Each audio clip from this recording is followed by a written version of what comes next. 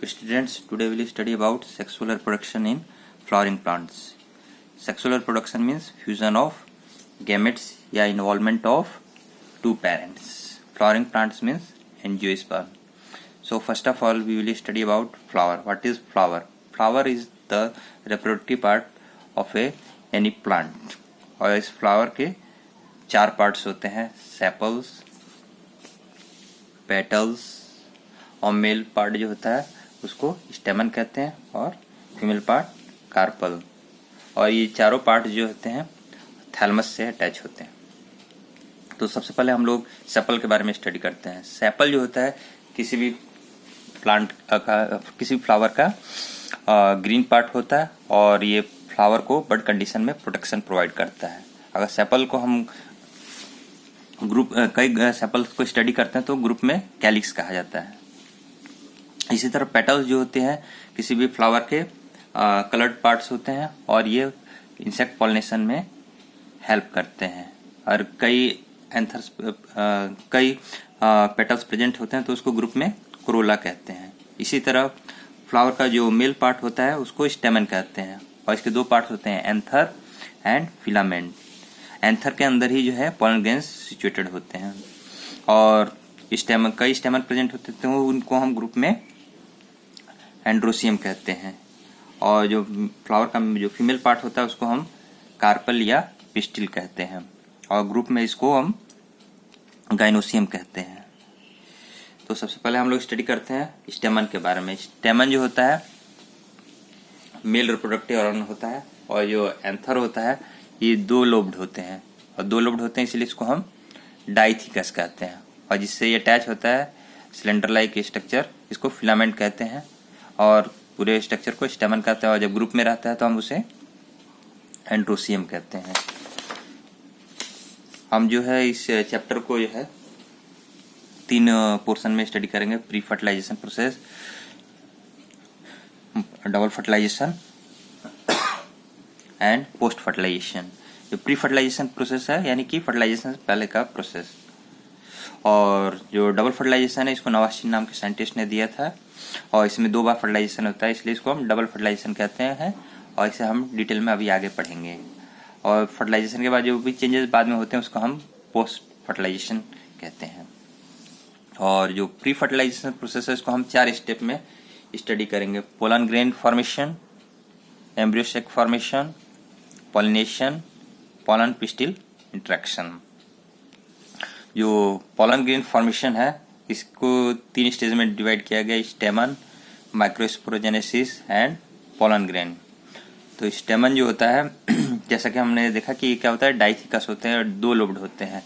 और अगर इसका हम ट्रांसवर्स सेक्शन कट करें एंथर का तो इस तरह का स्ट्रक्चर दिखाई देगा और ये 2 लोब्ड हैं डाइथिकस और इसमें जो है 4 पोलन सेक्स पाए जाते हैं और इसी के अंदर जो होते हैं पोलन ग्रेन्स सिचुएटेड होते हैं। और ये पोलन सेक्स जो होते हैं एक स्टाइल टिश्यू होता है कनेक्टिव, उसी से ये सब अटैच होते हैं। अगर इसका स्ट्रक्चर देखें हम एंथर का तो इसका जो आउटर वॉल होता है उसको एपिडर्मिस कहते हैं और यह प्रोटेक्टिव लेयर होता है। नेक्स्ट उसके बाद होता है एंडोथीसियम। एंडोथीसियम जो होता है डेhiscence में हेल्प करता है, यानी कि जब मैच्योर हो जाता है पूरा ये एंथर तो ये डेhiscence में या इसके फटने में हेल्प करता है। नेक्स्ट उसके बाद पाया जाता है मिडिल लेयर। मिडिल लेयर जो होता है जब एंथर मैच्योर हो जाता है तो डीजेनरेट हो जाता है। अगर पोलन सेक्स का जो आउटर लेयर है उसको देखें तो उसको कहते हैं टेप्टम और ये टेप्टम जो होता है जो डेवलपिंग स्पोर्स या पोलन ग्रेन्स हैं उसको नरिश करता है और इसी के अंदर जो है पोलन ग्रेन्स या स्पोरोजेनस टिश्यू सिचुएटेड होती हैं। नेक्स्ट स्टेप है microsporogenesis. Microsporogenesis means development of pollen grains. जो पोलन ग्रेन्स जो होते हैं जो इनिशियली कंडीशन में जो होते हैं उसको पीएमसी या पोलन मदर सेल्स कहते हैं जिससे ये जर्मिनेट होते हैं। तो ये पीएमसी जो है पोलन मदर सेल्स अंडरगो जाती हैं मियोसिस और उसके बाद टेट्रेड ऑफ पोलन का फॉर्मेशन करती हैं और उसके बाद वो सेपरेट होके पोलन ग्रेन के रूप में जर्मिनेट हो जाती हैं।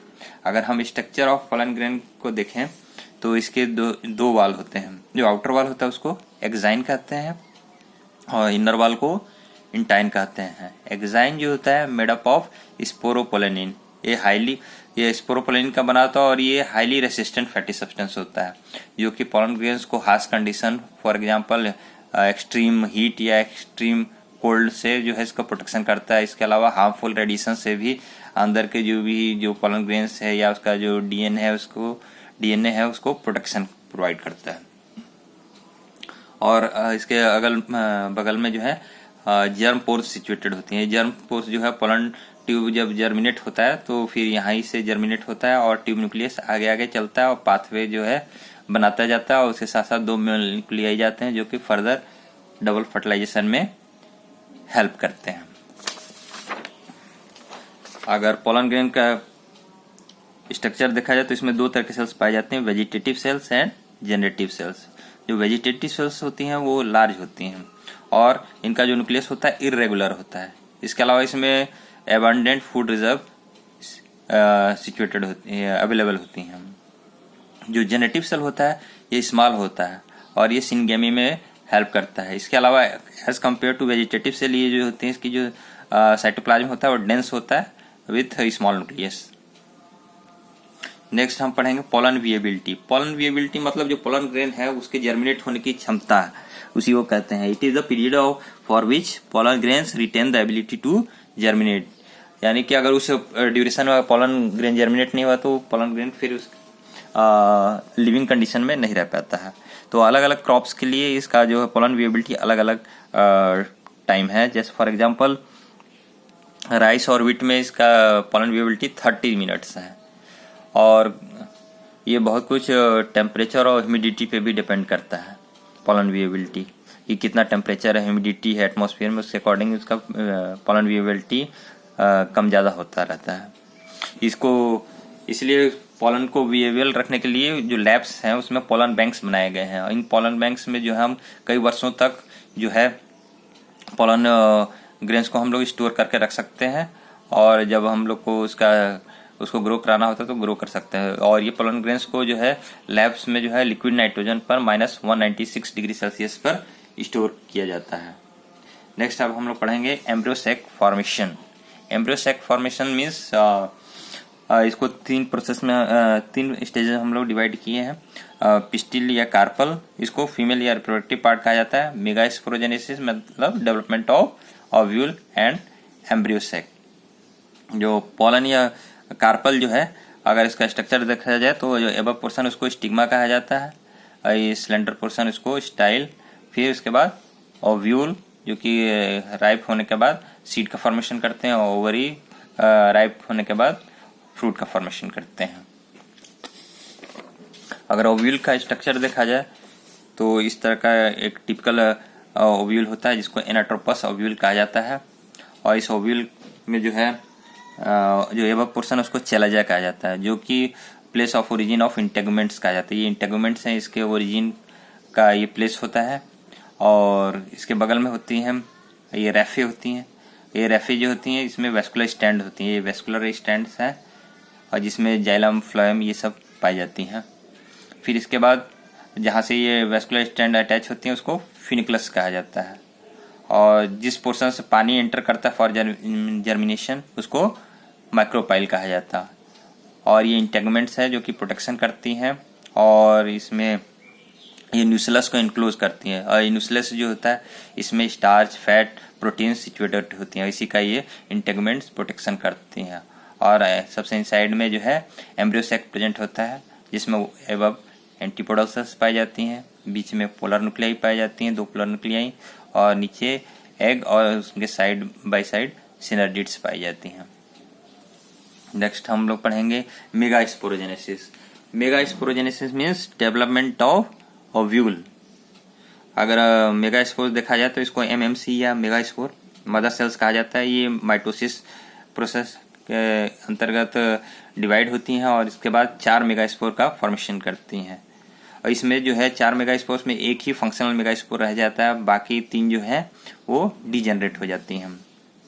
अगर मेगास्पोर को देखा जाए तो ये फर्दर जो है माइटोसिस प्रोसेस के अंडर जाकर 2 में डिवाइड होता है, फिर 2 से फिर माइटोसिस होकर फिर 4 बनती हैं, फिर 4 से 8 बनती हैं। इन 8 न्यूक्लियाई में से जो है 6 ऊपर और 6 नीचे चली जाती हैं और 2 मिडिल में चली जाती हैं।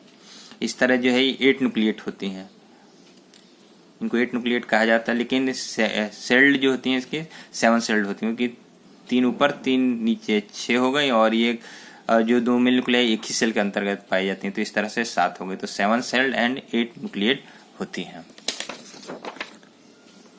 नेक्स्ट प्रोसेस है पॉलिनेशन।